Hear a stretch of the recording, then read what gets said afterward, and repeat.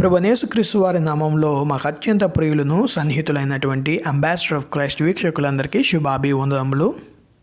ఈ యొక్క వీడియో క్లిప్లో పరిశుద్ధ గ్రంథం గురించి బైబుల్, పరిశుద్ధ గ్రంథం అనగా దేవుడు తనను తాను ప్రత్యక్షపరుచుకున్నటకు మనకందరికీ ఈ యొక్క పరిశుద్ధ గ్రంథం గుండా తను తాను మనకు కనపరుచుకునేను.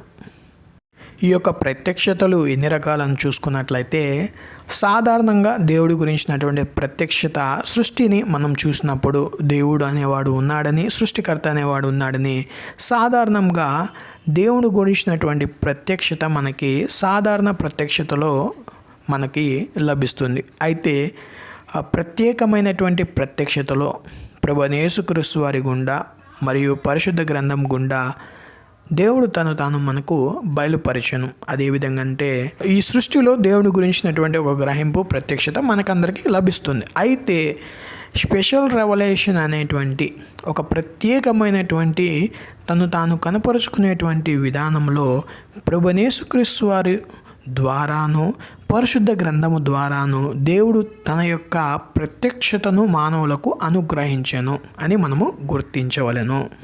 ఈ యొక్క స్పెషల్ రెవల్యూషన్, ఈ యొక్క ప్రత్యేకమైనటువంటి దేవుని యొక్క ప్రత్యక్షతలో ప్రభువైన యేసుక్రీస్తు వారు సజీవమైన దేవుని వాక్యముగా, వాక్య స్వరూపిగా ప్రభువైన యేసుక్రీస్తు వారు ఉన్నారు.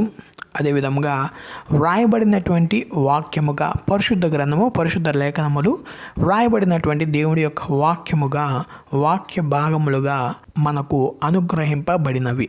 మరి ఈ యొక్క ప్రత్యేక ప్రత్యక్షతలో, స్పెషల్ రెవల్యూషన్లో ఈ వ్రాయబడినటువంటి వాక్యం ఏ విధంగా వ్రాయబడినది అనగా, దేవుని యొక్క ఆత్మ చేత పరిశుద్ధ గ్రంథ రచయితలు ఆత్మావేశము వలన వ్రాసినటువంటి మాటలుగా మనము పరిశుద్ధ గ్రంథంలో చూడవచ్చు.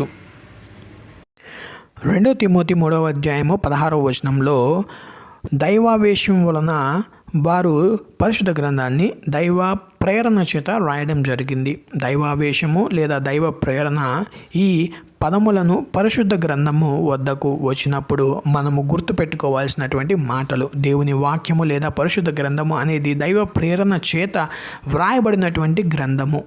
దైవ ప్రేరణ లేదా ఇన్స్పిరేషన్ అనగా పరిశుద్ధ గ్రంథ రచయితలు దేవుని యొక్క ఆత్మ వశ ఆధీనంలో తమ స్వహస్తములతో తమ సొంత వ్రాత విధాన శైలిలో ఏ తప్పులు లేకుండా రాయబడుటనే దైవ ప్రేరణ, దైవావేశము అని, ఇన్స్పిరేషన్ ఆఫ్ గాడ్, దైవావేశము అని మనము చూడవచ్చు.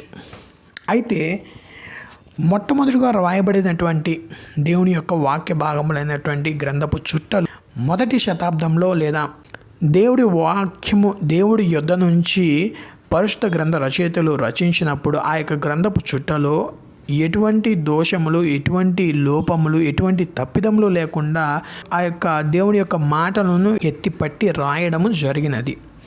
అయితే నేడు అనేక అనువాదములలో, తర్జుమాలలో అనేక విధములైనటువంటి లోపములు, గ్రామర్ మిస్టేక్స్, వ్యాకరణములో అయినటువంటి కొన్ని తప్పిదములను మనము చూస్తూ ఉండవచ్చు.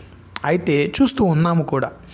అయితే మొట్టమొదటిగా రాయబడినటువంటి ఆ యొక్క తాళపు చుట్ట గ్రంథాలలో ఎటువంటి లోపము, ఎటువంటి తప్పిదములు లేకుండా దేవుని యొక్క ఆత్మ వశములో ఉండి వారు రాయడం జరిగింది. మరి ఈ యొక్క వివిధ భాషల తర్జుమా, అనువాదములలో ఎందుకు తప్పిదములు ఉన్నవని చూసుకున్నట్లయితే, భాషల తర్జుమా అనువాదములలో దైవ ప్రేరణ లేదా దైవావేశం, ఇన్స్పిరేషన్ ఆఫ్ గాడ్స్ స్పిరిట్ అనేది లేదు. కాకపోతే దేవుని యొక్క ఆత్మ యొక్క కదిలింపును బట్టి వాళ్ళు మోటివేట్ అయ్యి అనేక మంది దేవుని యొక్క భక్తులు, బైబిల్ విద్వాంసులు, బైబిల్ యొక్క పండితులు, శాస్త్రులు అనేవారు బైబిల్ని క్షుణ్ణంగా చదివినటువంటి వ్యక్తులు బైబిల్ని వివిధ భాషల్లోకి తర్జుమా చేశారు. ఫర్ సపోజ్ విలియం కేరీ భారతదేశానికి వచ్చి విలియం కేరీ సుమారు 40 వివిధ భాషలలో, మన భారతీయ భాషలలో ఆయన బైబిల్ని అనువాదం చేయడం జరిగింది. అయితే ఇన్స్పిరేషన్ ఆఫ్ ద స్క్రిప్చర్, దైవ ప్రేరణ, దైవావేశం అనేది మొదటి శతాబ్దంలో ఉన్నటువంటి కొత్త నిబంధన రాసినటువంటి గ్రంథకర్తలకి దేవుని యొక్క ఆత్మ ప్రేరణ అనేది ఇవ్వబడింది. అదేవిధంగా మోషే ఆది కాండమును, నిర్గమకాండం, లేవికాండం 5 పంచకాండాలని రాసేటప్పుడు దేవుడు మోషేకి దైవావేశము, ఇన్స్పిరేషన్ని, దైవ ప్రేరణను కలుగజేయడం వల్ల దైవ గ్రంథము రాయబడింది. అయితే గ్రంథకర్తలు రాసిన ప్రతి రాతలు అవి దైవావేశం వలన కలగలేదు. కానీ ఫర్ సపోజ్ పౌలు గారు కొరింథీ సంఘానికి సుమారు 4-5 పత్రికలను రాయడం జరిగింది. వాటిలో అన్నీ కూడా దైవావేశం వలన రాయబడినటువంటి పత్రికలు కాదు. దానిలో కొన్ని మాత్రమే, 2 మొదటి కొరింథీ, 2 కొరింథీగా మనం చూస్తున్నాం. అవి మాత్రమే దైవావేశం వలన, దైవ ప్రేరణ వలన రాయబడినటువంటి మాటలు కనుకనే అవి వాటిని పరిశుద్ధ గ్రంథంలో జత చేయడం జరిగినది. అయితే ఈ యొక్క పరిశుద్ధ గ్రంథము 66 పుస్తకములు సమకాలికంగా సమకూర్పు అనేది ఏ విధంగా జరిగిందంటే, క్రీస్తు శకం 90లో కౌన్సిల్ ఆఫ్ జాంబియా అనేటువంటి ఒక దేవుని యొక్క భక్తుల యొక్క సమకూర్కలో వారు canon of the old testament, పరిశుద్ధ గ్రంథాన్ని, ఆ యొక్క ఏవే పుస్తకాలు, ఏవేవి దేవుడి యొక్క వాక్యములని వారు గుర్తించి గమనించి వాటిని వారు సేకరించడం జరిగింది. వారు మరి ముఖ్యంగా ఏం చెప్తారంటే, ఏవేవి బైబిల్లో ఉండాలి, బైబిల్లో వివిధమైన పుస్తకాలు ఉన్నాయో మేము కలెక్ట్ చేయలేదు, కానీ మేము రికగ్నైజ్ చేశాము. ఏది దేవుని యొక్క వాక్యములో మేము గుర్తించాము, మేము దేవుడి యొక్క వాక్యంలో ఉండటానికి పలానా పుస్తకము బాగుంది, పలానా పుస్తకం బాగుందని మేము పికప్ చేయలేదు, కానీ మేము దేవుడి యొక్క సత్యాలను గుర్తించి అవి మాత్రమే పరిశుద్ధ గ్రంథమని గుర్తించి వాటిని 66 పుస్తకములుగా పరిశుద్ధ గ్రంథంలో సమకూర్పుగా కూర్చడం జరిగింది. అయితే క్రీస్తు శకం 90వ శతాబ్దంలో పాత నిబంధనలోని 39 పుస్తకములను వారు జతపరచడం జరిగింది.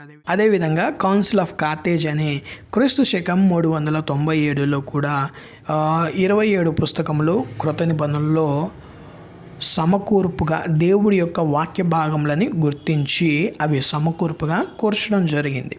అయితే వారు ఈ యొక్క సమకూర్పును ఒక ఏ విధంగా మెషర్ చేశారంటే, రాసినటువంటి రాతలు, ఆ యొక్క పరిశుద్ధ గ్రంథంలో దేవుడి వాక్యములుగా ఎంచబడినటువంటి మాటలు, ప్రభువైన యేసుక్రీస్తు వారు పాత నిబంధనలోని పుస్తకాలు 39 పుస్తకములు, పరిశుద్ధ గ్రంథంలో ఉన్నటువంటి పుస్తకములన్నీ, అదేవిధంగా అపోస్తలులైనటువంటి వారి యొక్క మాటలలోనూ వారు గుర్తించడం జరిగింది. ఈ యొక్క పరిశుద్ధ గ్రంథంలోని 66 పుస్తకములు దేవుడి వాక్య భాగములుగా వారు గుర్తించడం జరిగినది.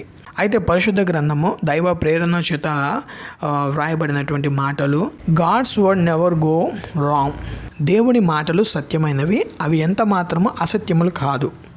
అదేవిధంగా పరిశుద్ధ గ్రంథంలో ఉన్నటువంటి ప్రతి దేవుని యొక్క మాట verbal plenary inspiration of the scripture, ప్రతి మాట, ప్రతి ఒక్క సందేశము పరిశుద్ధ గ్రంథంలో వ్రాయబడినటువంటి ప్రతిదీ దేవుని యొక్క ప్రేరణ చేత, దైవావేశం వలన వారు ఆ యొక్క పరిశుద్ధ గ్రంథ రచయితలు రాయడం జరిగినది. అదేవిధంగా ప్రతి మాట దేవుని యొక్క చిత్తం వలన పరిశుద్ధ గ్రంథంలో సమకూర్చబడ్డాయి. అయితే చాలామంది మనం అనుకున్నట్టు పరిశుద్ధ గ్రంథంలో కొన్ని మాటలు, కొన్ని విషయాలే అవి దైవ ప్రేరణ చేత రాయబడ్డాయి అని చాలామంది నమ్ముతుంటారు. లేదా కొన్ని పర్టికులర్ పాయింట్స్ మాత్రమే హైలైట్ చేస్తూ ఇవి మాత్రమే దేవుడి మాటలని చెప్తూ ఉంటారు. అయితే ఎంత మాత్రమే అది కరెక్ట్ కాదు. కొంతమంది ఏం నమ్ముతారంటే, కాన్సెప్ట్, సందర్భములు లేదా దాంట్లో ఉన్నటువంటి ఆ యొక్క టాపిక్ అనేది మాత్రమే ఇన్స్పైర్డ్ అయింది, దైవ ప్రేరణ చేత అవి రాయబడ్డాయి అని వాళ్ళు అనుకుంటూ ఉంటారు, భావిస్తూ ఉంటారు. అయితే పరిశుద్ధ గ్రంథంలో ఉన్నది ఉన్నట్టు పరిశుద్ధ గ్రంథం సత్య గ్రంథంగా ఉన్నది ఉన్నట్టుగా దాంట్లో భక్తులు చేసినటువంటి పాపములు, భక్తులు చేసినటువంటి కార్యములు, పుణ్యకార్యములు, పాపకార్యములు, అనేకమైనటువంటి విషయాలు పరిశుద్ధ గ్రంథంలో ఉన్నాయి. కాబట్టి చాలామంది ప్రశ్నించేది ఏంటంటే, బైబిల్లో కూడా సాతాను మాటలు, సాతాను గురించినటువంటి వ్యక్తిత్వాన్ని గురించినటువంటి విషయాలు ఎందుకున్నాయని ప్రశ్నిస్తూ ఉంటారు. బైబిల్ అనగా ఇది పరిశుద్ధ గ్రంథం, సత్య గ్రంథం. వాస్తవంగా జరిగిన విషయాల్ని బైబిల్ ఎత్తి చూపుతున్నది. కాబట్టి ప్రియ దేవుని బిడ్డలారా, ప్రజలారా, దేవుని యొక్క వాక్యము దైవ ప్రేరణ చేత ఇవ్వబడినటువంటి మాటలు. కాబట్టి ఈ యొక్క దైవావేశం వలన కలిగినటువంటి ఈ యొక్క పరిశుద్ధ గ్రంథాన్ని నేడు మన భాషలో మన చేతులకు దేవుడు అందించడం జరిగింది. కాబట్టి మన బాధ్యతగా పరిశుద్ధ గ్రంథాన్ని ధ్యానించి, పరిశోధించి, పరిశీలించి, దేవుని యొక్క మాటల్ని నెమరు వేసుకొని దేవుడి మాటల్ని భుజించాల్సినటువంటి అవసరం ఎంతో ఉన్నది. మన ఆధ్యాత్మిక జీవితంలో ఎదుగుటకు దేవుడి యొక్క వాక్యాన్ని మనం ఎంతగానో నెమరు వేసుకొని భుజించి ఆధ్యాత్మిక జీవితంలో ఎదగవలసిన వారమై ఉన్నాం. దేవుడు మిమ్మను, మీ కుటుంబంలో దీవించి ఆశీర్వదించును గాక. May God bless you all.